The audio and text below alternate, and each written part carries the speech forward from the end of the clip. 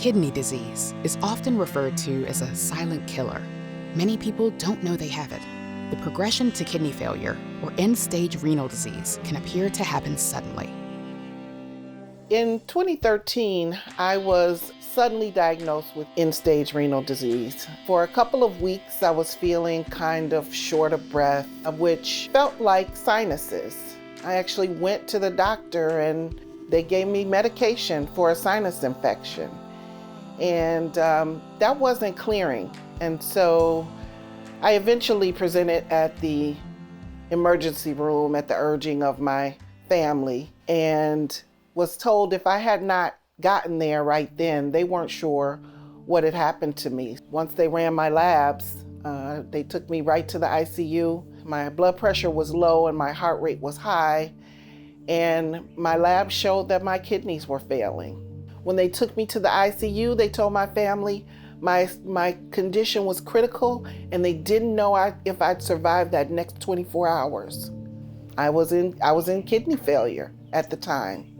So I went to the emergency room on a Monday and woke up 4 days later and had my first dialysis treatment.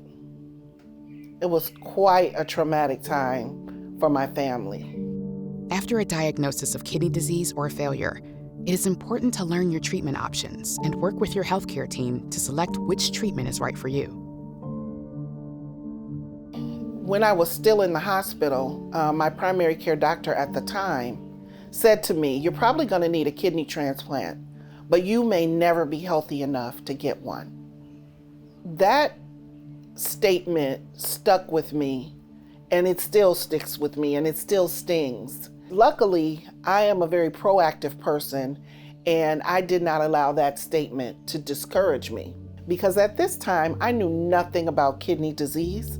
I knew nothing about dialysis, and I knew nothing about what the journey was ahead of me. There was no information shared about dialysis. They were just giving me the treatment. So I really began to learn what the kidney journey was all about, what I could do on my part to survive and thrive during dialysis.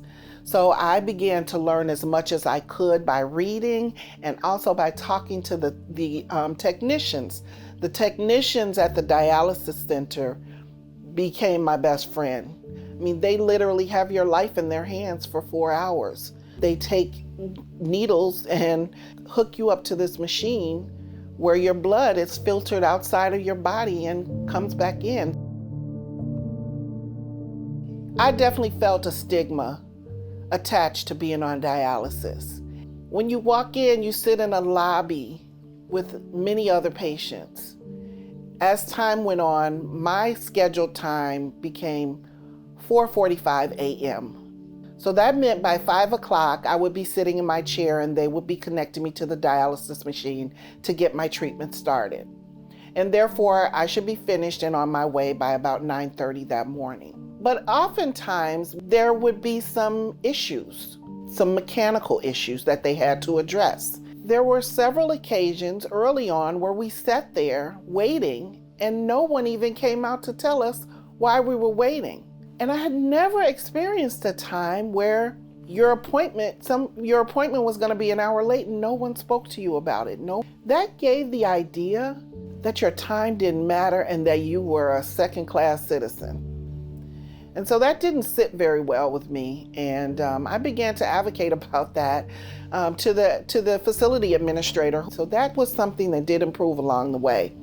As kidney disease progresses, you may begin to show or notice symptoms that you may not associate with kidney disease.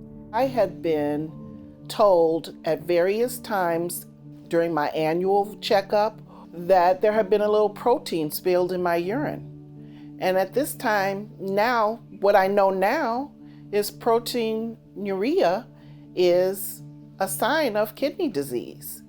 And I did not know at that time to ask to have that checked further, for them to run more labs and check my kidney function. Instead, I was relieved when they said, "Oh, have you been working out lately? Because that can sometimes cause protein to spill in your urine." nothing to worry about there. But now I know, and I would tell everybody who's listening to check further, because it could be a sign of something that you can prevent. Because I was suddenly diagnosed, they weren't sure what came first. So our bodies function as, one well-oiled machine. And when something goes wrong, it could have been a thyroid issue. It could have been a cardiac issue. But it could have been the progression of kidney disease over years. It is important to learn your options and work with your healthcare team to select which treatment is best for you. I had hemodialysis in center for the entire 3 years that I was on dialysis. I was presented information briefly by my nephrologist. He said peritoneal dialysis is another option, and you can do that at home. I then was presented the option of home hemodialysis, and because my story and my journey had begun so traumatically and had caused such trauma to my family, I decided that I didn't want to bring it home. My sister and I share a home, and I didn't want her to have to deal with me and dialysis when I could just go to the center and let the professionals deal with it. The information that I wasn't given was about how the outcomes for home dialysis are much better because you do it more often, and therefore it's helping your body to function more like normal. So your body struggles in between time. When you do it at home, you do it more often, and therefore people have better outcomes with that. So I didn't receive thorough information about home dialysis, but I also did not seek it out because I decided in my mind that I didn't want to bring that into my home and trouble my family with it. Psychological factors, such as depression and anxiety, are common in patients with kidney disease. Taking care of your mental health is just as important as taking care of your physical health. So initially, there was a psychological toll that it took on me to have to spend 4 hours connected to a machine as I sat and looked around and thought to myself, how did I get here? But then I began to pray about it, and I realized that I had to learn to be positive about it, knowing that the treatment, it wasn't something that was just happening to me. I was a participant. I had to be my own advocate in dialysis. God had brought me that far and to this dialysis center to sit in this chair to have a life-saving treatment. And so I decided He has a plan for me. And while I sit here in this chair for 4 hours, I'm going to spend this time figuring out what that plan is. In the meantime, I'm going to educate myself so I can be the best dialysis patient, so I can feel as well, and figure out how to be the healthiest person so I can get a kidney transplant so I don't have to continue dialysis.